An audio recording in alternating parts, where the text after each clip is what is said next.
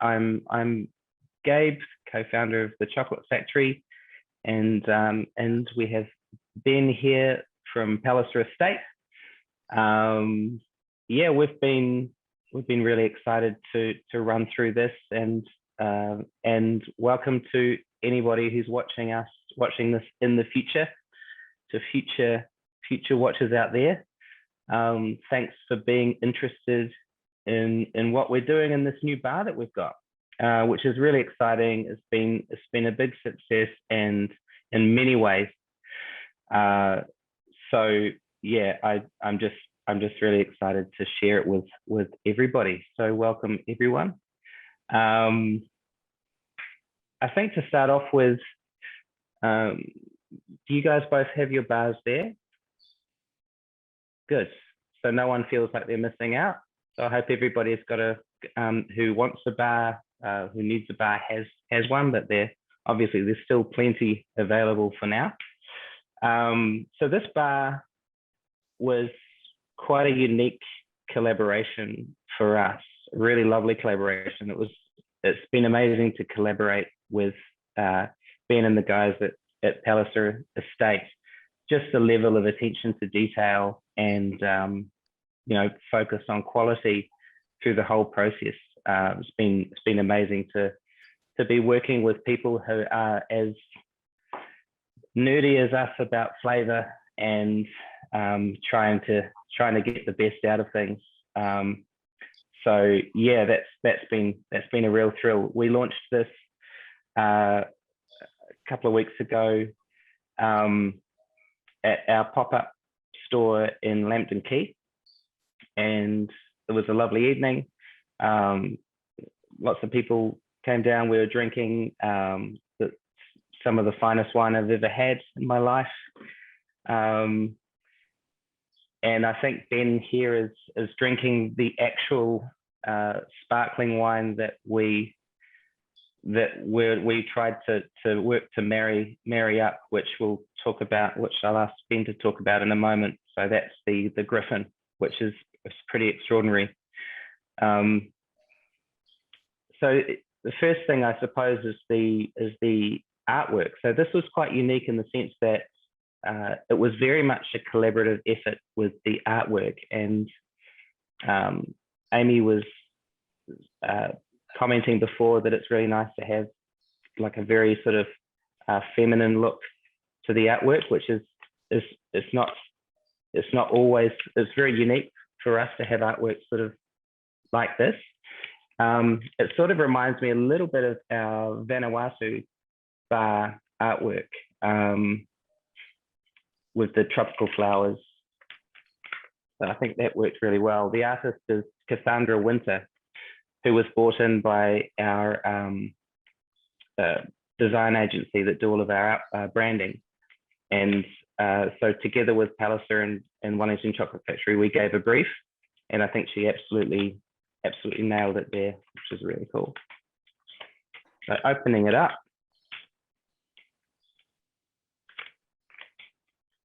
What I like about the wrappers is that the stickers we use, we found a lot of people were keeping the wrappers, making collages and rewrapping gifts and things like that. So the stickers, they won't rip the wrapper.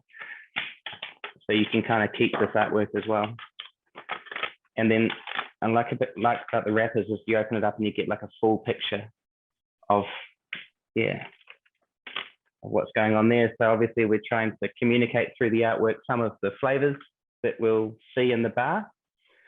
And on the other side, this is not something we do every time either, is I'm not sure if you can see it there, but the words very clearly, but this is information about the people that we're partnering with in Vanuatu as part of our new grower partner badge that we're putting on. So basically that means that when you see our grower partner badge, I'm actually not sure if it's on this particular wrapper, but it basically means that we've partnered directly with the growers. So the commodity market in chocolate pays about $1,800 per ton of cocoa beans, and it's it's not nearly enough to be sustainable, to have a sort of make a meaningful living in the world. So that grower partnership is really important to us. We spend about $4,000 per tonne, and that goes directly to the farmer without any brokers. So it's significantly more, and obviously has to be justified with the quality. And in this case, the Vanuatu bar that makes up the base of this chocolate is one of the best chocolates we've ever made. And we've made chocolate from beans from Central and South America and other parts of the Pacific, but these producers here in Vanuatu are absolutely exceptional. So we're really happy that we've sort of chosen this origin for the Palliser estate collaboration. So there's a bit of information on the back there that you can read more about where the chocolate comes from. So the chocolate itself has tasting notes of in the actual chocolate. So the chocolate itself is literally just cocoa beans and raw organic sugar from Paraguay. So there's nothing else. So if you were to taste our single origin Vanuatu bar, it would have notes of blackberry and creme brulee, sort of like a blackberry with a bit of burnt sugar, which is really lovely. So on its own, it's a really lovely bar. And then our team at the chocolate factory, our chocolate makers, worked really closely with Ben to sort of talk about what kind of complementary, what we call inclusions. So they are anything that's not basically cocoa or sugar that's added to the chocolate we call inclusions. So those inclusions to marry up with the Griffin wine were blackberry and hibiscus. So literally we put some freeze-dried blackberry in there and a whole lot of just real dried hibiscus flowers, and that's it. So and a little bit of cinnamon to add just a touch of spice.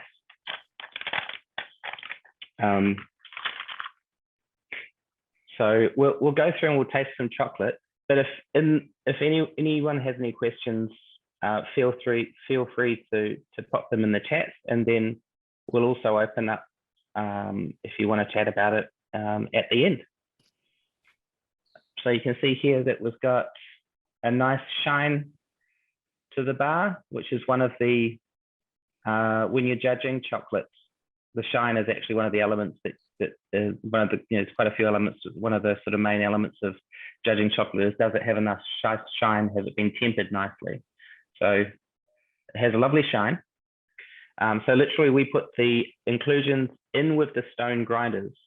So they grind away and just beautifully infuse the flavors directly into the chocolate. You might have seen some of our other bars that have the inclusions on the back, but these ones are infused right the way through. The other thing that when we're tasting chocolate is the snap. So put it by my, there's a nice snap, and aroma is the next thing that you try when you're tasting chocolate.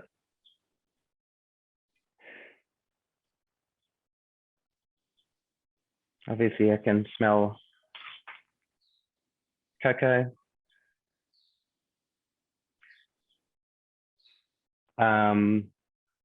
Maybe Ben, do you want to help me out with any kind of flavor notes that you're getting, considering you're more of a sommelier from your perspective? Your nose might be dialed in. The first thing I note is the florals. For me, it's a mixture of sort of wildflowers walking amongst actually the grass that you see outside at the moment. That dried grass, little earthy, really earthy sort of spices, sort of like your damp earth, but dry grass. And for me, that really reminds me of some of the Pinot Noirs that we have in barrel here in the winery at the moment. So I think the spices and the florals and the blackberry that's in this really complement wines that we make day to day. Yeah, that is really well put. It's always nice to chat with with sommeliers and winemakers, because you've got a fantastic vocabulary when it comes to flavor. I mean, as you eat it, don't eat it right away, like all the way. Just let it melt. Take your time and just let it coat the palate right the way back, so you can kind of get all of the flavor all the way back.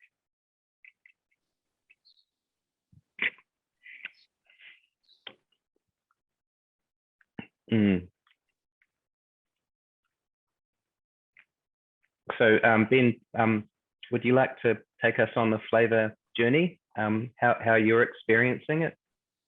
Oh, absolutely. What I'm loving about this on first glance is the length, the persistency of the flavor. Maybe it's tasting it properly with your guidance, Gabe, but I've got flavor that's just going and going and going.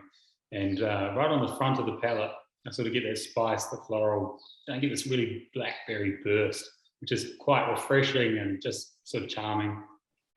And now it's sort of developing into these deeper, sort of darker cacao flavors, which I really like. Sort of phenolic tension there. That gives it a little bit of this, not bitterness, but just this sort of a warmth there, which I'm really loving. Yeah. So would you say for you it's sort of like a 3 or 4 part experience over it's a minute, or? It's a journey, and it's still going now. Yes, I'm getting it's sort of going back and forth between that blackberry and that really savory, dark sort of phenolic wine, back and forth. So it's delicious. Yeah, I